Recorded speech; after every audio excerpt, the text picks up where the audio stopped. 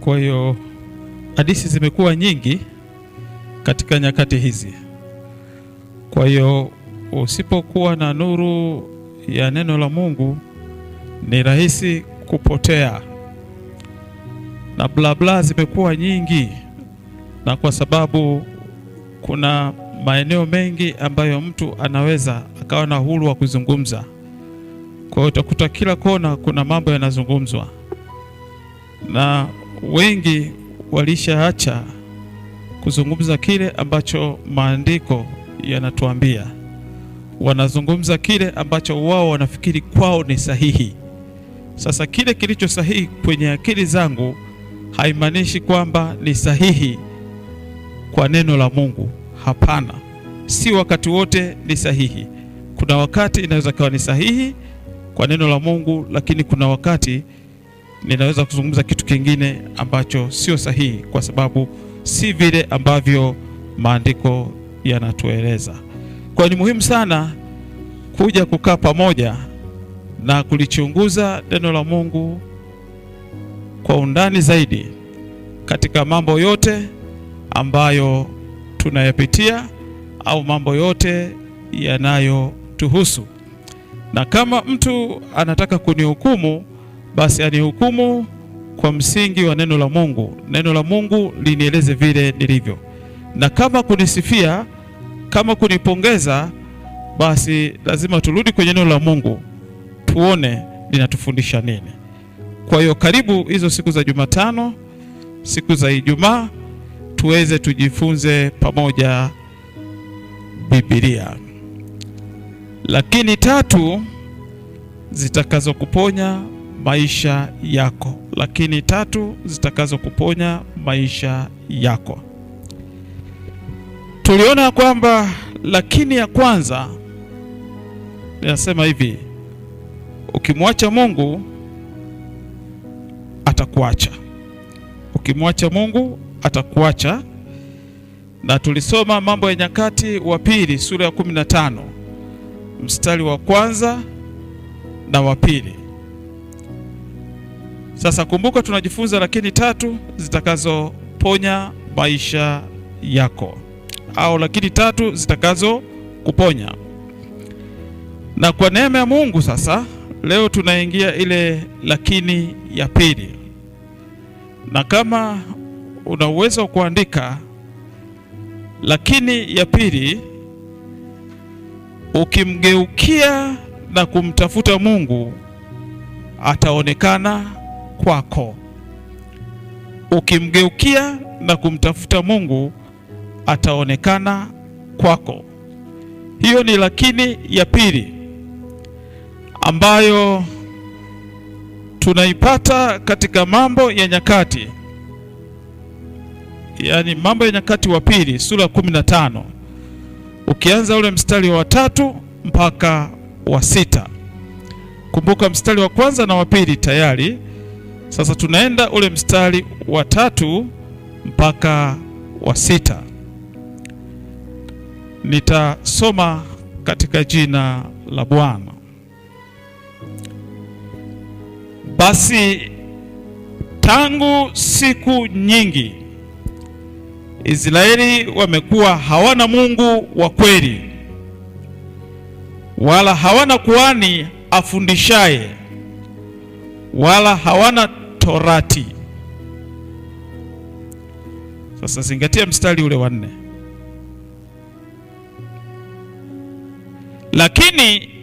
Lakini walipomgeukia Bwana Mungu wa Israeli katika msiba wao na kumtafuta, akaonekana kwao.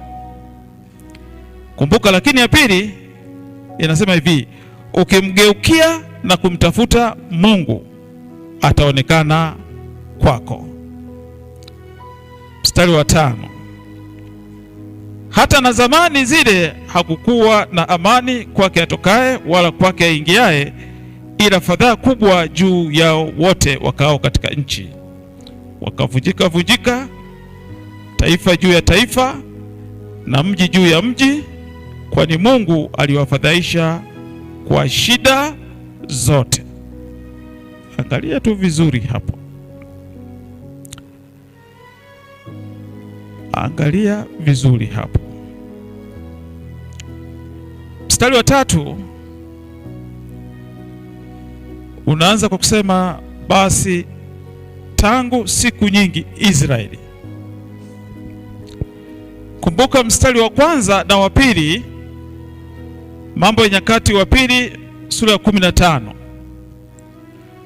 ulikuwa unazungumzia makabila mawili.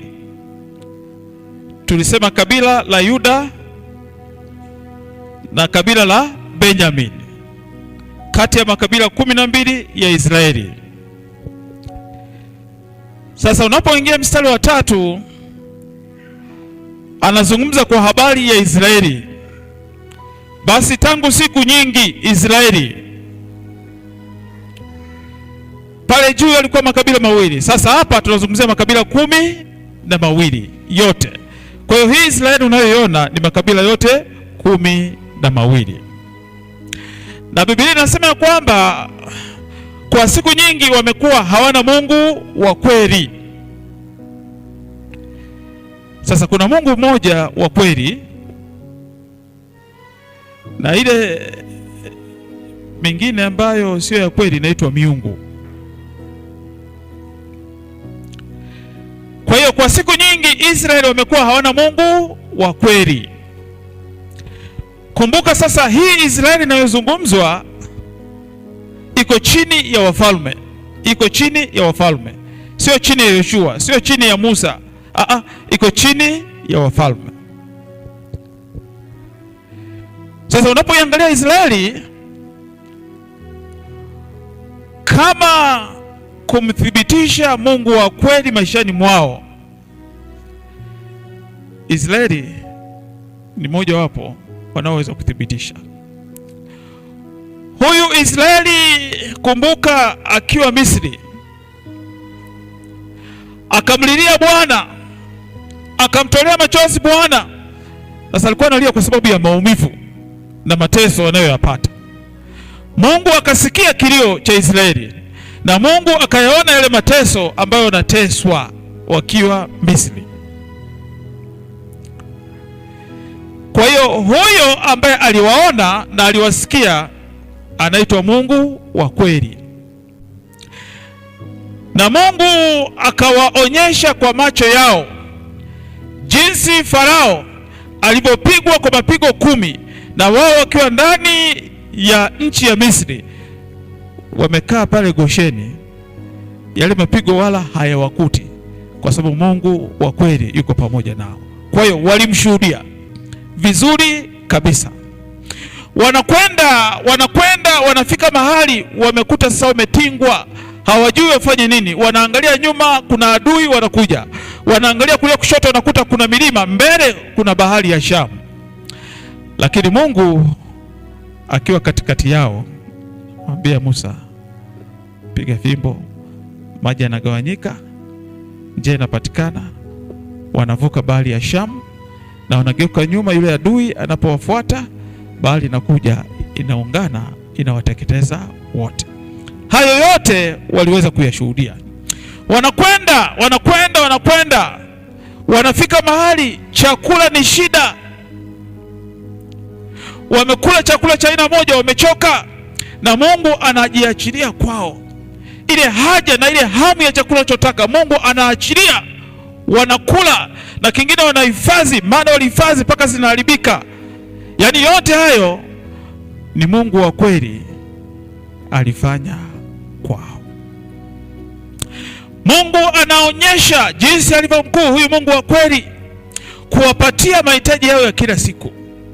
Hakuna aliyefilisika mpaka wanafika nchi ya Kanaani. Mungu anawapigania, wanaondoa wale maadui, wanachukua ile nchi, wanakaa mle. Yaani hiyo yote ni kazi ya Mungu wa kweli juu ya Israeli. Bwana Yesu apewe sifa. Kwa hiyo hawa Israeli sio kwamba hawakumuona Mungu wa kweli akifanya kazi katika maisha yao. Walimuona Mungu wa kweli akifanya kazi katika maisha yao, akiwapigania, akiwasalimisha, akiwaokoa, akiwafanyia mambo makubwa ya kuwasababisha wajisikie raha huyu Mungu wa kweli. Lakini mstari wa 3, basi tangu siku nyingi Israeli wamekuwa hawana Mungu wa kweli. Inawezekana ukamjua Mungu katika maisha yako, ukamwelewa Mungu katika maisha yako, na ukatambua yale Mungu ameyaonyesha katika maisha yako, lakini ikafika wakati usiwe na Mungu wa kweli. Kumbuka ile lakini ya kwanza, ukimwacha Mungu naye atakuacha. Kwa hiyo unapomwacha Mungu na Mungu akakuacha, basi unaanza kutembea na kusafiri na miungu isiyo ya kweli, kwa sababu Mungu wa kweli hayupo pamoja nawe, amekuacha. Basi siku nyingi hazijulikani ni miaka mingapi, lakini Biblia inasema siku nyingi. Wakati mwingine unaposema siku nyingi, ni nyingi hivyo hivyo. Zikiwa 2 ni nyingi, zikiwa 3 bado ni nyingi. Biblia inasema siku nyingi Israeli wamekuwa hawana Mungu wa kweli. Kanisa, tuko pamoja tunaposikia Mungu wa kweli, tunaposikia Mungu wa kweli. Sasa si kila mahali unaposikia neno Mungu ukafikiri ni Mungu wa kweli. Si kila mahali mtu amesimama na hubiri Mungu ukafikiri ni Mungu wa kweli. Hapana, kuna Mungu wa kweli ambaye Biblia inatutambulisha siku ya leo. Sasa walifika mahali, angalia maisha ambayo walikuwa wanaishi. Cha kwanza ambacho kinaonyesha ni namna gani hawa jamaa walikuwa wana Mungu wa kweli. Cha kwanza, mstari ule wa 3, hawakuwa na nini?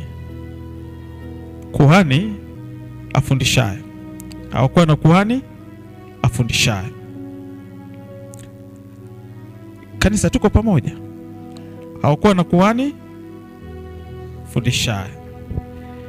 Sasa kama wamemwacha Mungu wa kweli ambaye hawana, bila shaka kuhani anayewafundisha kumjua na kumtambua huyu Mungu wa kweli hawana hao watu. Simeona kilichosababisha wasiwe na Mungu wa kweli, kimojawapo ni kukosa kuhani afundishaye.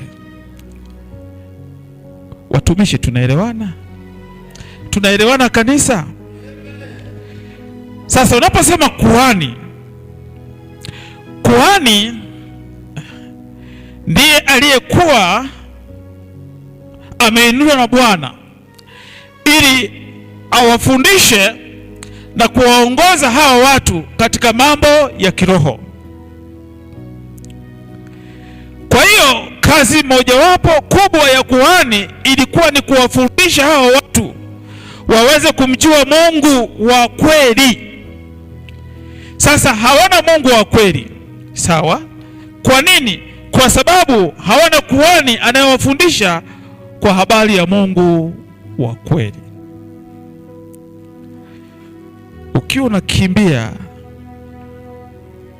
mafundisho ya neno la Mungu, ukiwa unakimbia ibada inayotoa mafundisho, una shida kubwa sana. Kuna hatari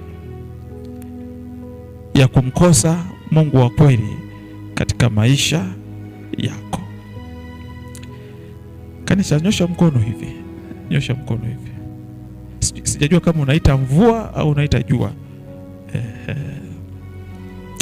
Tamani sana kukaa mahali ambapo unafundishwa kwa habari ya Mungu wa kweli, ili uwe salama, ili usalimike. Kwa maana ukikosa mafundisho, ukikosa kuhani afundishaye, unakoelekea ni kumwacha Mungu wa kweli, ukatembea wewe kama wewe na miungu mingine. Lakini bado tunaona ya kwamba pamoja na kutokuwa na Mungu wa kweli, kukosa kuhani afundishaye, bado Torati waliweka kando. Torati waliweka kando, wala hawana Torati. Muulize jirani yako, Torati umeweka wapi? Hebu muangalie jirani yako kama ana Torati. Wewe angalia tu kama ana Torati. Mzee, inua Torati yako. Umeona Torati? Umeona Torati? Mzee wangu, Torati umeacha wapi? Torati. Wala hawana Torati. Mama, Torati iko wapi? Mzee, Torati iko wapi? Kila mtu ainue Torati yake. Inua Torati yako. Hawa ni masalia yao jamaa. Umeona Yaani hiyo shida ya kukosa Torati ni hatari. Inachangia kuto kumuelewa Mungu wa kweli. Asante. Maana pasipo Torati tutakuwa tunazungumza bla bla. Tutakuwa tunazungumza nini? Bla bla. Hivi sikukuletea Torati, huyu akupewa Biblia Huyu akupewa. Nani ana Biblia 2 au 3? Mwenye Biblia anayo? Torati iko wapi? Torati iko wapi? Sasa kwenye begi kunatakiwa kukae kitambaa, handkerchief, hela, kingine nini? Vipodozi, kingine nini? Kitambulisho cha NIDA, kioo, kingine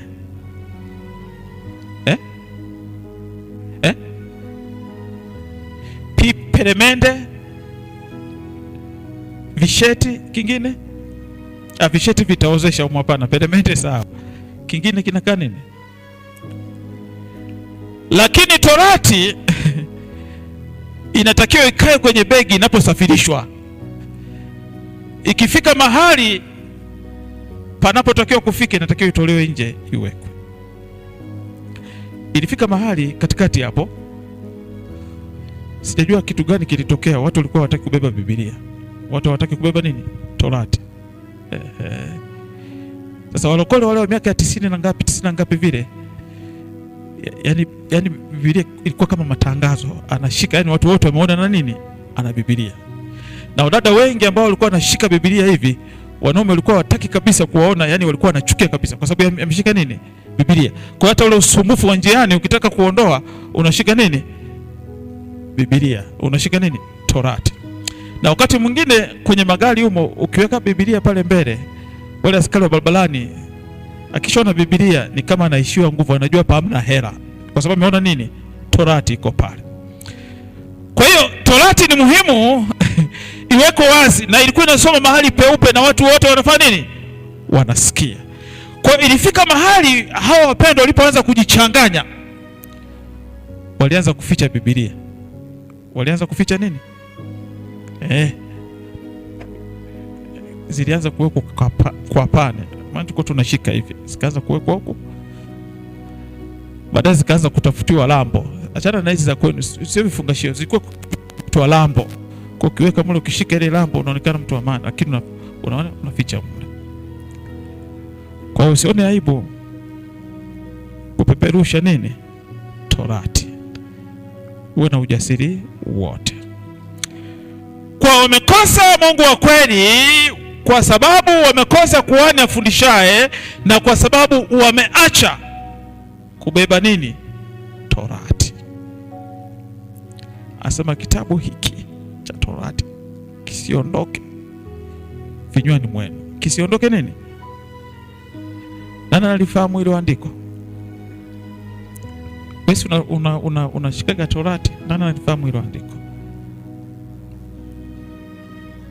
Si tusome manake. Yoshua sura ya 1 mstari wa 8.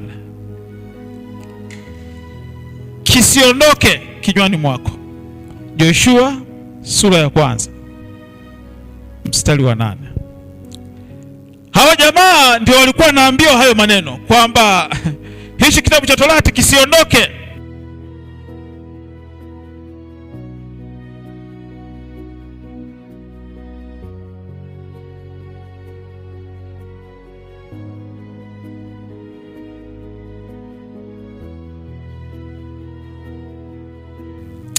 tunaweza kusoma kitabu cha Yoshua sura ya 1 mstari wa 8. Kitabu hiki cha Torati kisiondoke kinywani mwako, bali yatafakari maneno yake mchana na usiku. Kitabu hiki cha Torati. Yaani ukishika kitabu hiki cha Torati na maana umeshika Torati yenyewe.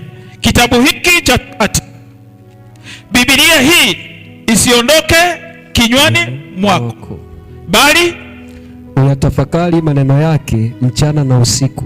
Uyatafakari maneno yake mchana na usiku. Kwa hiyo Torati sio ya wakati wa ibada tu, ni ya mchana na usiku. Kuna mwingine nikisema Torati anahisi kama mimi nazungumza sheria. Torati, hilo neno la Mungu, ni taa, ni Torati inatuongoza nini tufanye na nini tusifanye.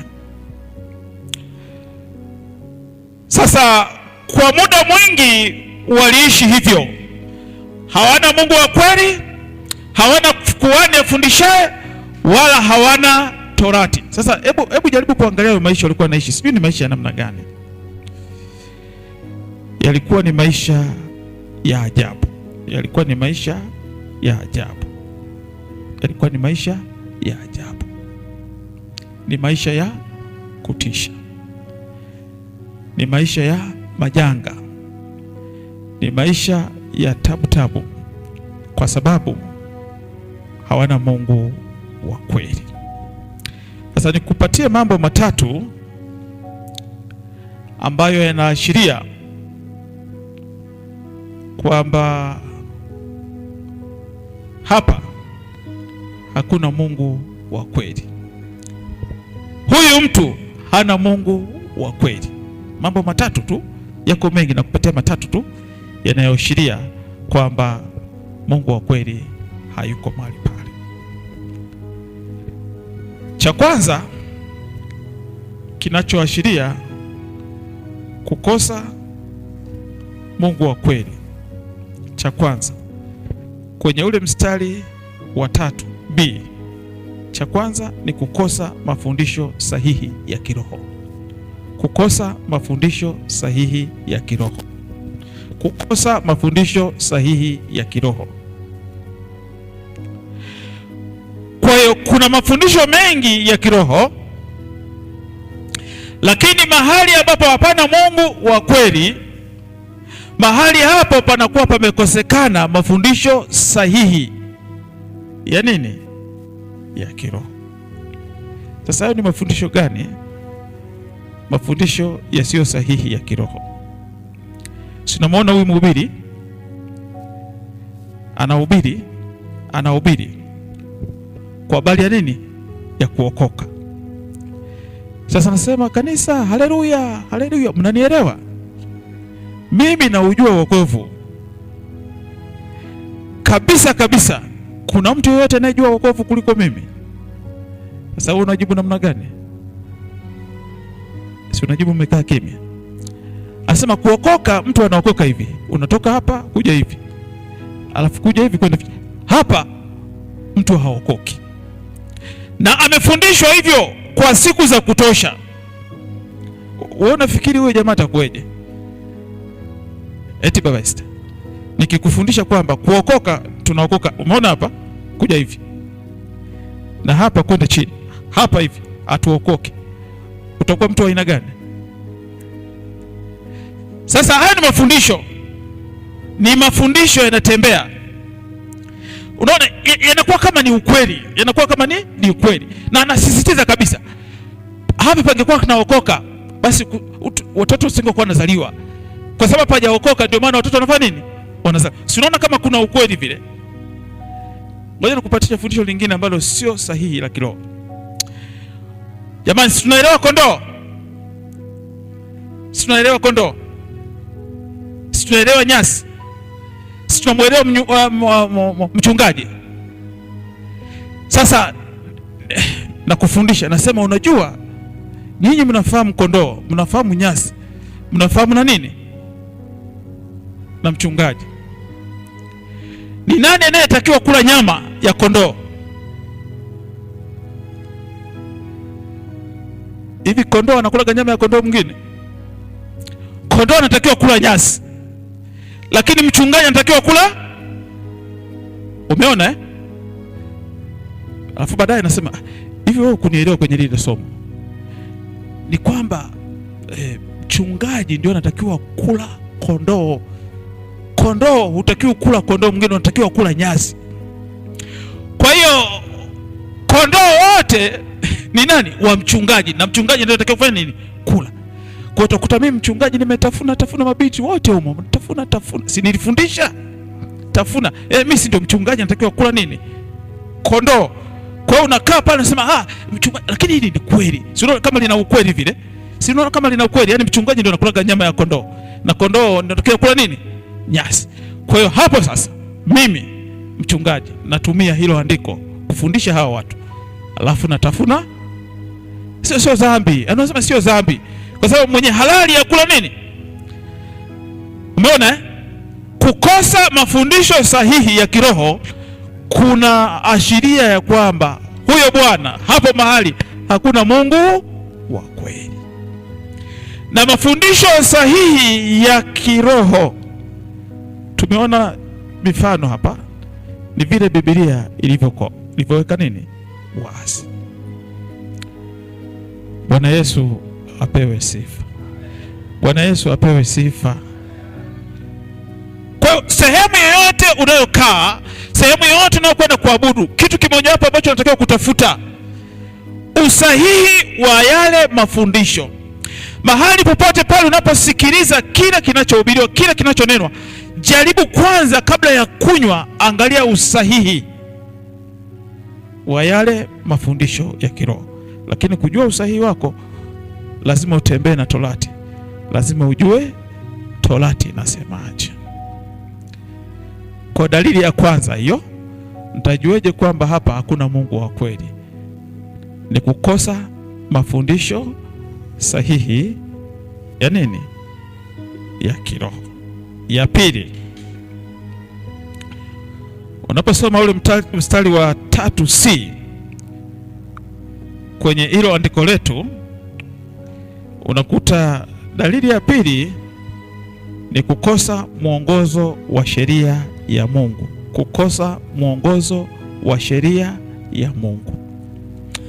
Sheria ya Mungu ndio Torati ya Mungu, na Torati ya Mungu ni neno lake.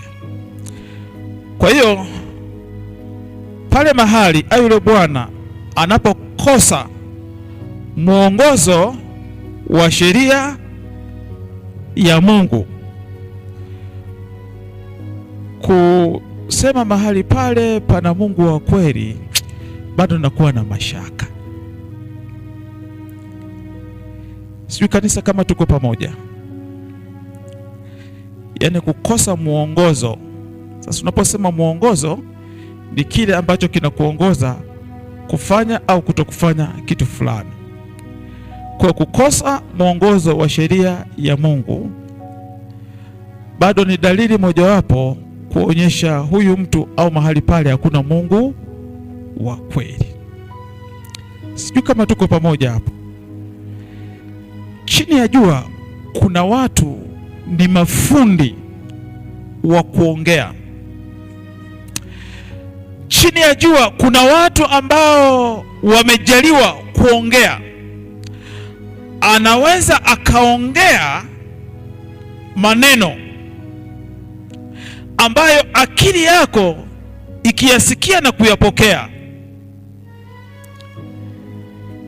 yanaonekana kama ni kweli na ni sahihi, lakini baadaye unapokuja kwenye mwongozo wa sheria ya Mungu unakuta hapa hapana, hapa hapana. Tuko pamoja watumishi wa Mungu? Najua wewe una maeneo mengi ya kusikiliza, lakini mimi nakusaidia ili usije kumwacha Mungu wa kweli. Ni huyu mtu, sasa nashindwa kusema ni mtumishi au ni nini, mchungaji. Ni huyu mtu alikuwa anafundisha somo la malimbuko. Somo la akasema unatakiwa tunatakiwa kutoa malimbuko katika kila kitu. Tunatakiwa kutoa malimbuko katika kila kitu. Sijui kama tunaelewana. Mimi nazungumza dalili mojawapo ya kuonyesha pale hakuna Mungu wa kweli ni kukosa mwongozo wa sheria ya Mungu. Sasa alifundisha malimbuko, anasema malimbuko ni ule uzao wa kwanza, ni kile kitu cha kwanza. Hicho ni cha Bwana. Hicho ni cha nani? Cha Bwana. Kanisa tuko pamoja. Sasa kila binti ambaye alikuwa amechumbiwa sema, wewe, Mungu akubariki sana na Mungu akutunze. Kwa hiyo hakikisha kabla haujaenda kwa mumewe, ili mambo yako yawe vizuri, ili usimkasirishe Mungu, lishali tutoe nini? Limbuko. Hata Yesu pia alitumia mifano ili wengine waelewe na wengine wasielewe. Sasa wale watu wazima wananielewa. Si tunapofungisha ndoa watu, si wanaenda anakuwa mke wa mtu na mume wa mtu. Sasa nasema kabla mume wa mtu hajaanza, limbuko lazima liwe limetangulia. Nasema kwa utaratibu wa hili dhehebu letu, malimbuko ni mali ya nani? Ya mchungaji. Sasa unafikiri limbuko litatolewa wapi? Eti nani itatolewa wapi ile limbuko? Kama lile kanisa lile analolita kanisa anasema malimbuko ni mali ya mchungaji, na huyu binti anakwenda kuolewa, sinabidi atoe limbuko. Lile limbuko linakuwa la nani? La mchungaji. Lile limbuko linakuwa la nani? Kwa hiyo kabla hujaenda kwa mumeo, kwa hiyo lazima mimi nianze nini? Limbuko. Sasa kukosa mwongozo wa sheria ya Mungu, sheria ya Mungu inasemaje?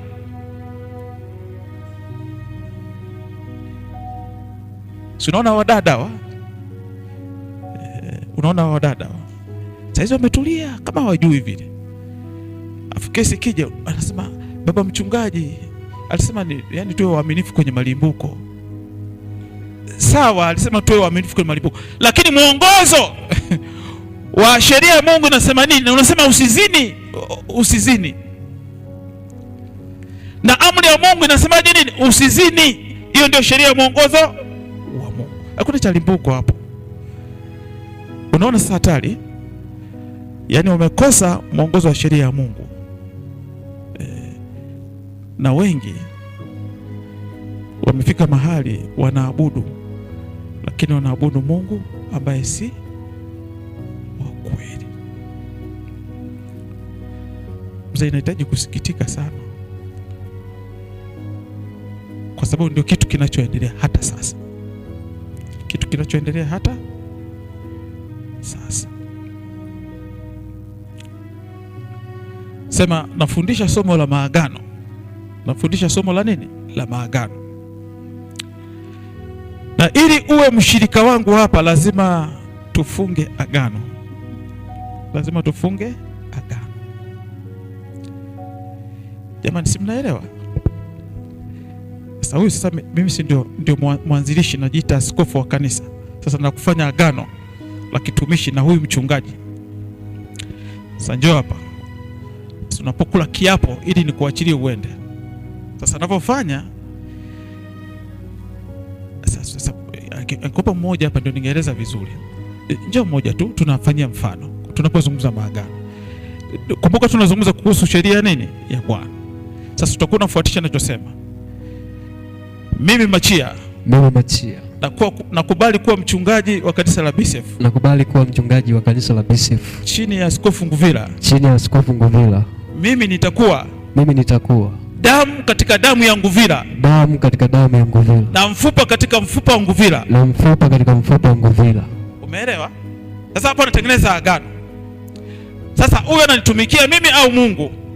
Maana nasema atakuwa damu katika damu ya Nguvila na mfupa katika mfupa wa Nguvila. Hivi nampeleka wapi? Sasa nataka kuwa mchungaji BCF chini yangu. Simeona? Sasa lazima urudi kwenye mwongozo wa sheria ya Mungu inasema nini mtu anapoingia katika utumishi. Sasa nampigisha kiapo awe damu katika damu ya nguvira na mfupa katika mfupa wa nguvira. Ina maana madhaifu niliyo nayo na kila kitu kwenye damu na kwenye mifupa ni ya kwake. Akili niliyo nayo lazima iwe hivyo. Na kile ninachokitaka kiwe hapo Mungu wa kweli hayupo. Kwa hata kama Mungu anataka kumwambia fanya hivi, hapo hamna, atakuwa measi. Isipokuwa atatakiwa afanye na kutekeleza kile anachomwambia mimi tu. Hata akija akisema nimemsikia Mungu amesema hivi, nitakuuliza kiapo cha agano letu lilikuwaje? Damu ya nguvira ndio damu yako, mifupa ya nguvira ndio mifupa yako. Kwa hiyo hapo utakiwa kufanya kitu kinyume na kile ambacho atakwambia mimi. Nisikilize mimi. Yeye anasema Mungu amemwambia, mimi namwambia nisikilize mimi kwa sababu ya lile agano. Na lile agano likimuiva vizuri, hawezi kumsikiliza Mungu, lazima aje nisikilize mimi. Hata kama nimekengeuka, lazima nisikilize mimi. Umewahi kujiuliza ni kwa nini? Asante. Umewahi kujiuliza kwa nini? Yaani unaweza kukuta mimi mchungaji wa kanisa ni mzinzi kupindukia. Ni mzinzi kupindukia, na hilo jambo liko wazi, najulikana, halina vificho, lina ushahidi zaidi ya umoja. Lakini nyinyi washirika bado mnabaki, wala mkimbii wala muondoke, mnabaki mmetulia. Unafikiri ni nini kinachoendelea? Sasa ikifika mahali hao watu wamekosa muongozo wa sheria ya Mungu, wako lazi kukaa pale, hawajui ya kwamba huyu Mungu tunayemwabudu hapa sio Mungu wa kweli. Tumemwacha Mungu wa kweli. Kwa sababu kama nimesimama ninanena ninazungumza lakini sina Mungu wa kweli na hao watu wanabaki, ina maana na wao pia wana shida. Ina maana na wao pia wanafanya nini? Wana shida. Wamekosa mwongozo wa sheria ya Mungu. Dalili ya tatu. Sasa dalili ya tatu ipo katika mstari wa 5 na wa 6. Sasa dalili ya tatu au kiashiria cha tatu kwamba hakuna Mungu wa kweli hapo, machafuko,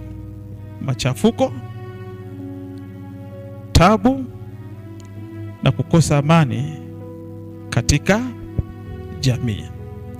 Kwa machafuko, tabu na kukosa amani katika jamii.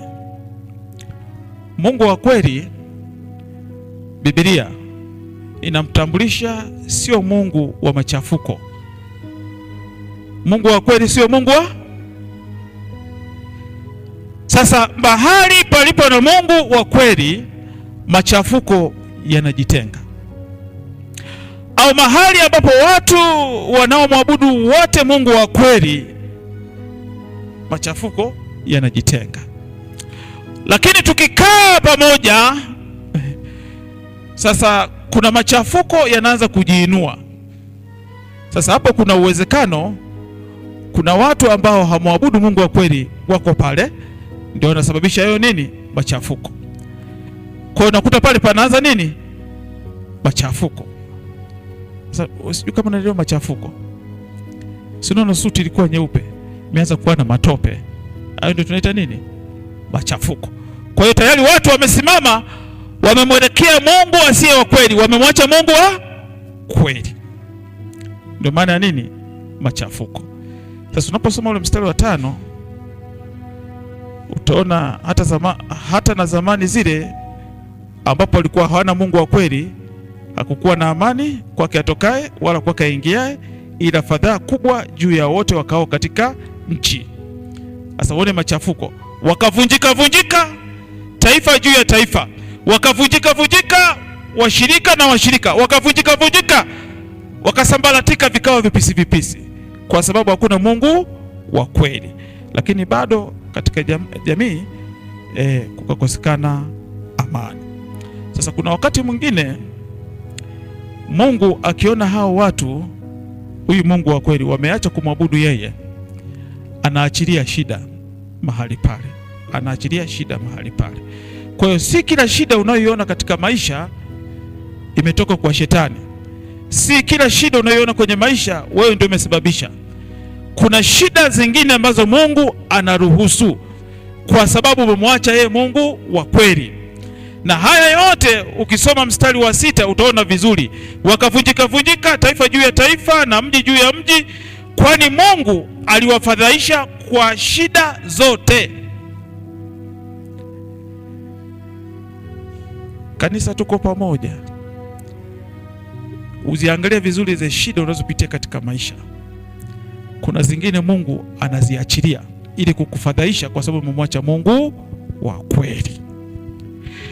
Kwa Mungu, ukiangalia katika historia ya Israeli, tunapoangalia kile kipindi cha Waamuzi, ni kwamba palipokuwa pamekosekana mfalme, kila mmoja akageukia njia yake mwenyewe, akafanya anayoona kuwa ni mema machoni pake. Kwa hiyo Mungu akawa anaachilia maadui wa Israeli, wanakwenda wanawatandika, wanawatesa. Baadaye Israeli wanashika adabu, wanamlilia Mungu.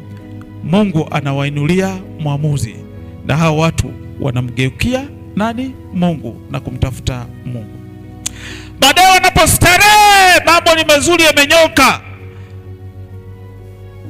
wanamwacha Mungu wa kweli, wanaanza kuabudu miungu. Mungu anaachilia mapigo, anaachilia kipigo, anaachilia shida kwa hili taifa la Israeli. Baadaye wanaponyoka, wanamkumbuka Mungu, wanamgeukia na kumtafuta. Wakimgeukia na kumtafuta, Mungu anawaponya, anawapatia ushindi. Alafu baadaye wanaingia tena katika nini? Katika salama. Kuna mwingine hamfahamu Mungu wa kweli jinsi alivyo. Mungu wa kweli yuko hivi, anaonekana pande zote mbili. Anaweza kaachilia mambo ambayo utajisikia raha, lakini bado anaweza kaachilia mambo ambayo utatoa machozi. Huyo ni Mungu wa nani? Wa kweli. Kwa hiyo ukimwona huyo mtu anamtazama na kumzungumza huyu Mungu wa kweli kwamba ni mazuri tu, ameachilia mazuri, bado kuna mashaka hapo, kwa sababu jinsi huyu Mungu alivyokamilika, yeye anaweza yote. Kwa hiyo anaweza kuachilia ya kukufundisha, lakini bado anaweza kaachilia ya kukusababisha ujisikie furaha. Yule mwovu Shetani alipokwenda mbele za Mungu kuzungumza kwa habari ya Ayubu, akachongelea akasema, unamwona huyu si bure, ni kwa sababu ya mali na nini zote tulimfanikisha, lakini ukitoa chochote hapo lazima atakukufuru. Sasa Mungu akamwagiza Shetani, akasema, nakuruhusu gusa kila kitu ili usiguse roho yake. Gusa kila kitu ili usiguse roho yake. Kwa hiyo huyu Shetani anapokwenda kwa Ayubu, anakwenda chini ya kibali alichopewa na nani? Na Mungu. Gusa kila kitu lakini usiguse roho. Kwa hiyo akaenda akagusa watoto wake, akadedisha wote. Akaenda akagusa mifugo yake, akadedisha yote. Akaenda akagusa mke wake akageuka akawa kinyume. Akaenda akagusa rafiki zake wakawa kinyume. Kwa hiyo akagusa kila kitu cha nani? Lakini akugusa roho ya Ayubu. Roho ya Ayubu ikabaki na mtazama Mungu wa kweli. Akaguswa afya yake mwenyewe, lakini bado kiroho alikuwa salama. Hakumwacha Mungu wa kweli. Anasema jamani, hivi atupate mazuri tu, mabaya situpate, kwa sababu anamjua Mungu wa kweli ni wa pande zote mbili, kwa mapenzi yake anaweza kufanya. Lakini unaposoma sura ile 40, Mungu akaugeuza uteka wa Ayubu. Mungu wa kweli akaugeuza uteka wa Ayubu. Mungu akamfanyia mara mbili ya yale aliyokuwa nayo. Kanisa, tuko pamoja. Sasa dalili mojawapo ya kwamba huyu mtu hana Mungu wa kweli, au mahali pale mwacha Mungu wa kweli, ni machafuko, taabu na kukosa amani katika jamii. Lakini kuna vile ambavyo Mungu huwa anaruhusu kwa sababu hao watu wamemwacha Mungu wa kweli. Kwa hiyo ni hatari kumwacha Mungu wa kweli. Ni hatari kutokutembea na Mungu wa kweli. Ni jambo la kutisha mtu anapoacha kutembea na Mungu wa kweli. Ni jambo la kutisha kanisa linapoacha kumwabudu Mungu wa kweli, kwa sababu Mungu hasinzii wala halali. Anajua na anaelewa. Na kama huyu mtu anafanya shingo kuwa ngumu, Mungu anashughulika naye. Mungu anashughulika naye ili ajitwalie utukufu. Lakini ya pili inasema ukimgeukia na kumtafuta Mungu ataonekana kwako.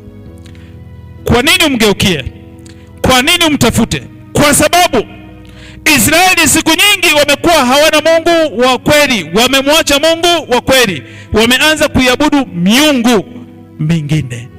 Ndio maana kuna sababu ya kumgeukia na kumtafuta Mungu wa kweli. Bwana Yesu, tunakutukuza. Bwana Yesu, tunakubariki.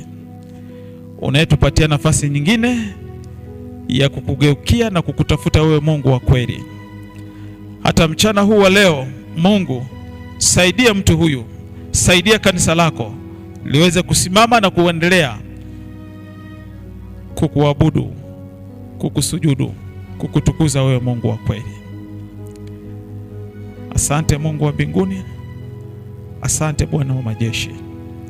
Katika jina la Yesu Kristo. Na kila mwenye pumzi aseme amen.